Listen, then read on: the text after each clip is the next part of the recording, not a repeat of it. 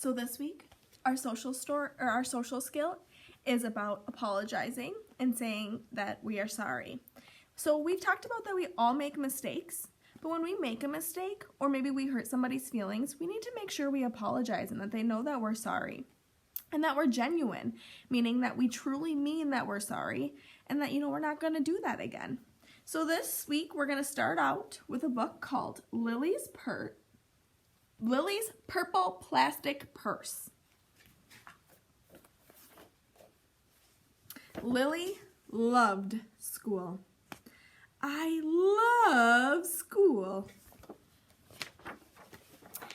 She loved the pointy pencils. She loved the squeaky chalk. And she loved the way her boots went clickety-click, click-clack down the long, shiny hallways. Lily loved the privacy of her own desk. She loved the fish sticks and the chocolate milk every Friday in the lunchroom. And most of all, she loved her teacher, Mr. Slinger. Mr. Slinger was as sharp as a tack. He wore artistic shirts, he wore glasses on a chain around his neck, and he wore a different colored tie for each day of the week. "Wow," said Lily. That was about all she could say. Wow. Instead of greeting students or good morning pupils, Mr. Slinger winked and said howdy. He thought that desks in a row were old-fashioned and boring. Do you rodents think you can handle a semicircle? And he always provided the most tasty snacks, things that were curly and crunchy and cheesy. "I want to be a teacher when I grow up," said Lily. "Me too," said her friends, Chester and Wilson and Victor.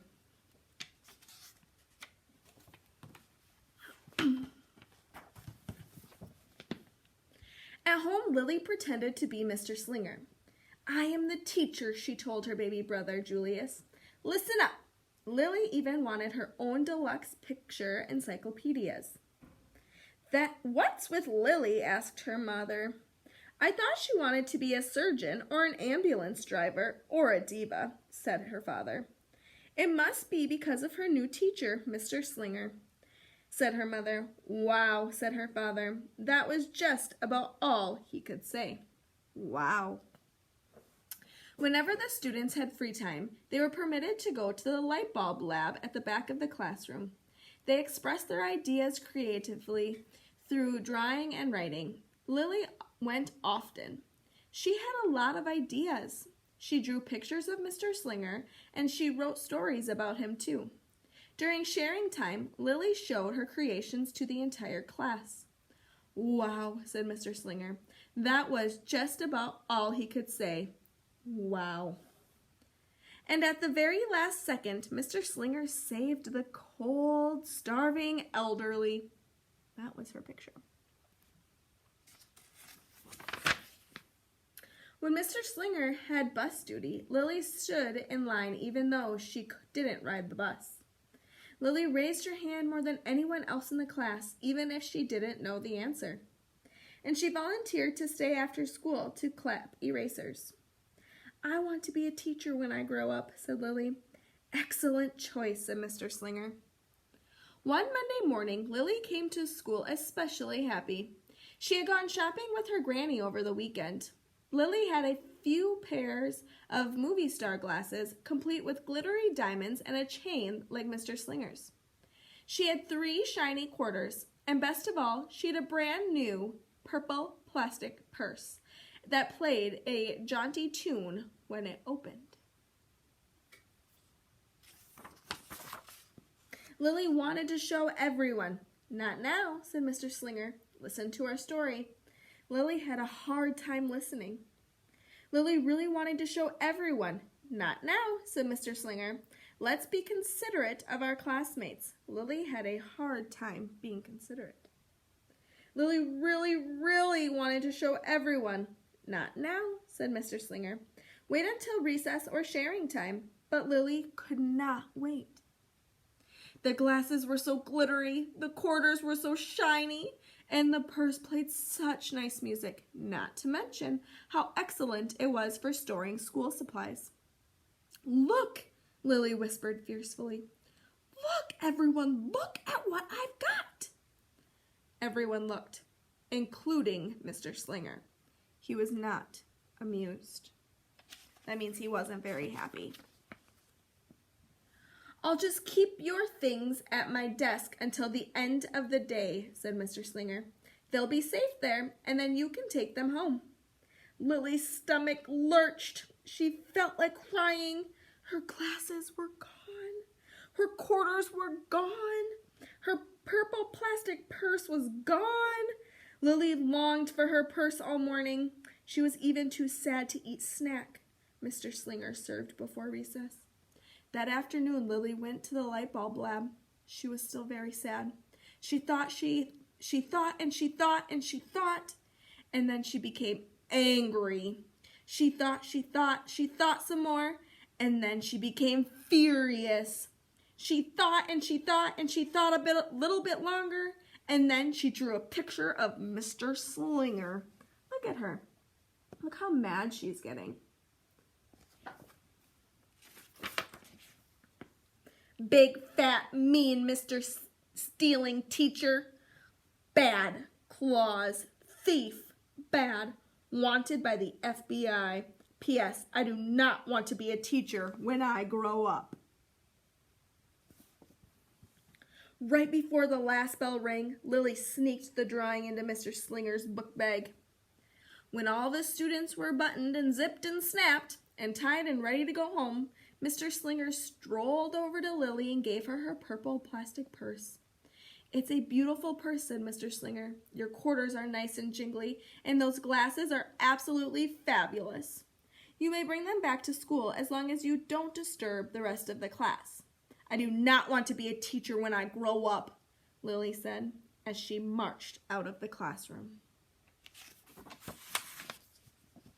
On the way home, Lily opened the purse. Her glasses and quarters were inside, and so was the note from Mr. Slinger said, Today was a difficult day, but tomorrow will be better. There was also a small bag of tasty snacks at the bottom of her purse. Lily's stomach lurched. She felt like crying and simply felt awful. Lily ran all the way home and told her mother and father everything. Instead of watching her new favorite cartoons, Lily decided to sit in the uncooperative chair. I'll stay here a million years for Mr. Slinger. Why does everything happen to me? 1051, 1052, 1059. She's not feeling very good, is she? She's starting to feel guilty about what she said.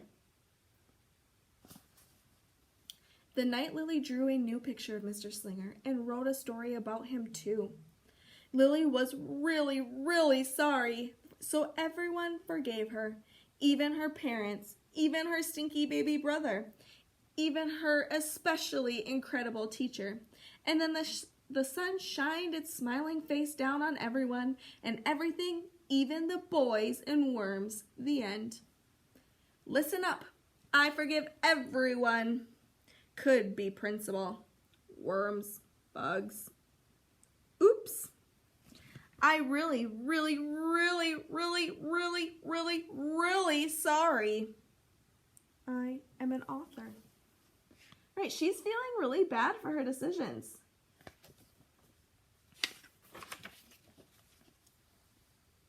Lily's mother wrote a note, and Lily's father baked some tasty snacks for Lily to get to school the next day. I think Mr. Slinger will understand, said Lily's mother. I know he will, said Lily's father. The next morning, Lily got to school early. These are for you, Lily said to Mr. Slinger, because I'm really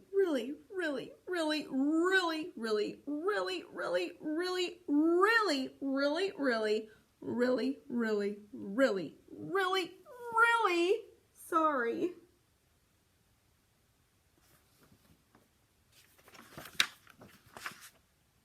Mr. Slinger read the story, and he looked at the picture, and he read the note, and he sampled the snacks. Wow, said Mr. Slinger. That was just about all he could say. Wow. "What do you think we should do with this?" asked Mr. Slinger. "Could we just throw it away?" asked Lily. "Excellent idea. I want you to look really close." That's the one where she wrote and drew a picture about how mean Mr. Slinger was. During sharing time, Lily demonstrated the many uses and unique qualities of her purple plastic purse, her shiny quarters, and her glittery movie star glasses. Then she did a little performance using them as props. "It's called interpretive dance," said Lily. Mr. Slinger joined in. "Wow," said the entire class. That's just about all they could say. Wow. Throughout the rest of the day, Lily's purse and quarters and sunglasses were tucked safely inside her desk. She peeked at them often, but did not disturb a soul. Right before the last bell rang, Mr. Slinger served Lily's snacks to everyone's delight. "What do you want to be when you grow up?" asked Mr. Slinger. "A teacher," everyone responded. Lily's response was the loudest. "Excellent choice," said Mr. Slinger. As the pupils filed out of the classroom, Lily held her purple plastic purse close to her heart. Mr. Slinger was right. It had been a better day. Lily ran and skipped and hopped and flew all the way home. She was so happy. She really did want to be a teacher when she grew up. That is, when she didn't want to be a dancer or a surgeon or an ambulance driver or a diva or a pilot or a hairdresser or a scuba diver. So Lily didn't make very nice choices when she was talking mean to her teacher or drew that mean picture. But did her teacher forgive her? Absolutely. But she had to apologize. She had to say that she was sorry. Now, when you apologize, do you need to bake goodies or draw them a super nice picture? Absolutely not.